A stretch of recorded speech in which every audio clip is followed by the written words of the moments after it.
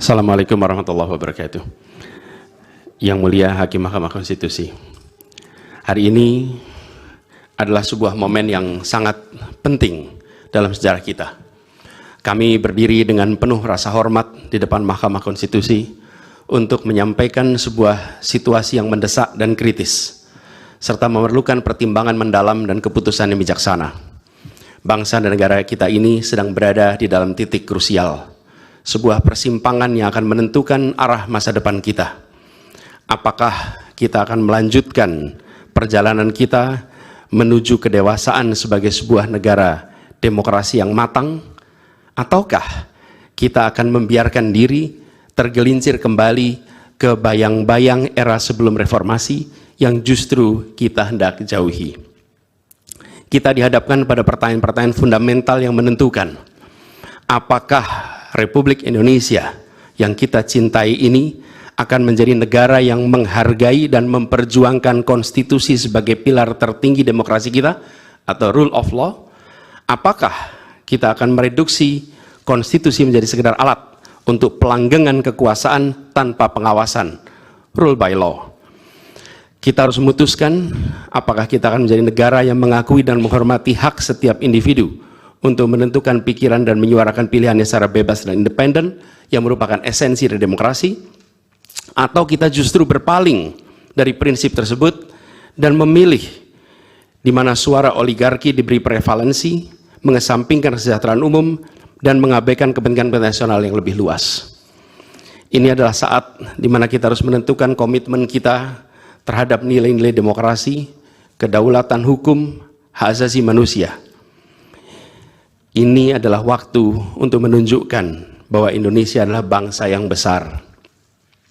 Bangsa yang besar bukan hanya dalam aspek wilayah, bukan hanya aspek populasi, bukan hanya aspek angka-angka ekonomi, tapi juga bangsa yang besar karena kebijaksanaannya, karena keberaniannya, karena integritasnya di dalam menegakkan demokrasi dan konstitusi. Yang mulia Hakim Mahkamah Konstitusi, sejak zaman pra-kemerdekaan, bangsa dan negara kita telah menapaki berbagai persimpangan krusial yang menentukan arah dan nasib bangsa Indonesia. Tidak semua keputusan-keputusan yang dibuat adalah keputusan yang tepat. Sebagian adalah keputusan yang tidak tepat. Dan itu dicatat di dalam sejarah kita. Semua yang terlibat dicatat sebagai bagian dari perjalanan sejarah Indonesia. Karena itu, saat yang berharga ini, kita juga dihadapkan pada kenyataan yang sama. Peristiwa yang sedang berlangsung hari-hari ini akan menjadi bagian dari catatan sejarah perjalanan Republik kita, sebagaimana perjuangan kita sejak pra-kemerdekaan. Ini adalah saatnya bagi kita di persimpangan yang kritis ini untuk mengambil pelajaran dari sejarah, berdiri dengan keberanian moral dan intelektual untuk menentukan masa depan kita dengan keputusan yang akan memperkuat pondasi demokrasi, memperkuat pondasi keadilan di dalam negara kita. Yang mulia Hakim Mahkamah Konstitusi, kita telah menyaksikan berjalannya satu babak penting dalam demokrasi kita bulan lalu, yaitu proses pemilihan umum yang angka suaranya telah diumumkan secara resmi oleh Komisi Pemilihan Umum. Tapi perlu kami garis bawahi dan kita semua sadari bahwa angka suara tak mutlak menentukan kualitas dari demokrasi. Tak otomatis mencerminkan kualitas secara keseluruhan.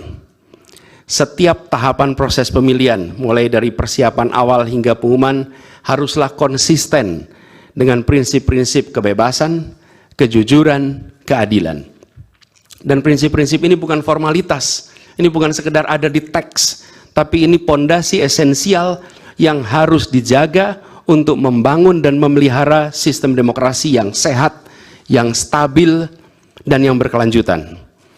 Pemilihan umum yang bebas, jujur, adil adalah pilar yang memberi legitimasi kuat pada pemerintahan yang terpilih, yang bisa membawa kepercayaan publik serta memperkuat pondasi institusi pemerintahan.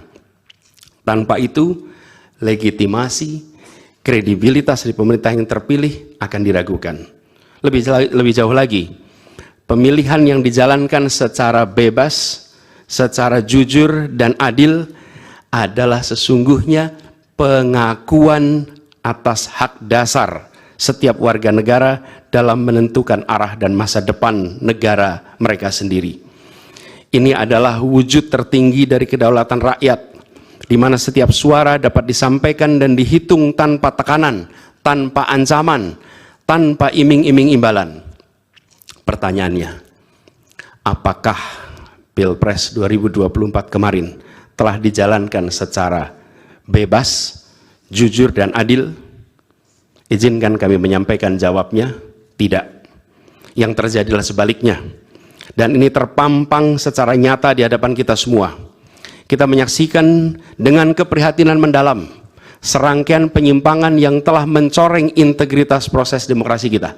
Mulai dari awalnya, independensi yang seharusnya menjadi pilar utama dalam penyelenggaraan pemilu telah tergerus akibat intervensi kekuasaan yang tidak seharusnya terjadi. Di antara penyimpangan yang kita saksikan adalah penggunaan institusi negara untuk memenangkan salah satu calon yang secara eksplisit tidak memenuhi kriteria yang ditetapkan.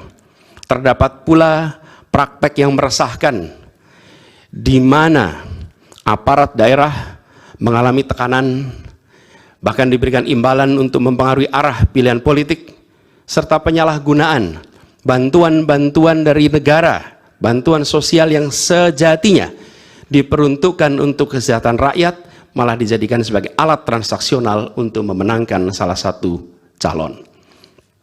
Bahkan intervensi ini sempat merambah hingga pemimpin Mahkamah Konstitusi.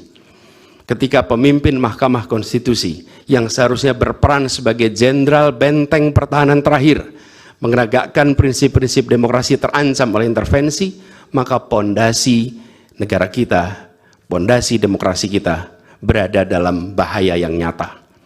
Lebih jauh lagi, skala penyimpangan ini tidak pernah kita lihat sebelumnya, yang mulia.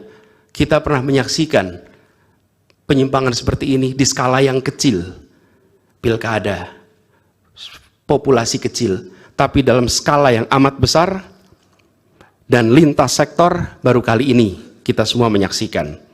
Karena itulah nanti izinkan kami nanti melalui tim hukum nasional dan Timnas Amin akan menyampaikan seluruh argumen dan bukti-buktinya atas penyimpangan dan pelanggaran kepada Yang Mulia Majelis Hakim Mahkamah Konstitusi ini. Kami, waktunya 2 menit lagi.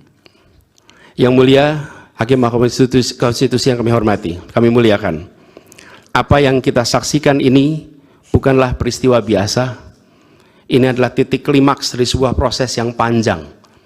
Penggerogotan atas demokrasi, di mana praktek-praktek intervensi dan ketaatan pada tata kelola pemerintahan secara pelan-pelan tergerus.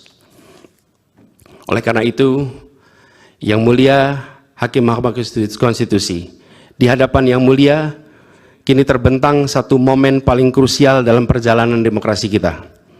Di pundak Yang Mulia terpikul tanggung jawab yang amat besar untuk menentukan arah masa depan demokrasi kita. Apakah kita akan melangkah dalam persimpangan jalan ini menjadi sebuah republik dengan rule of law atau rule by law?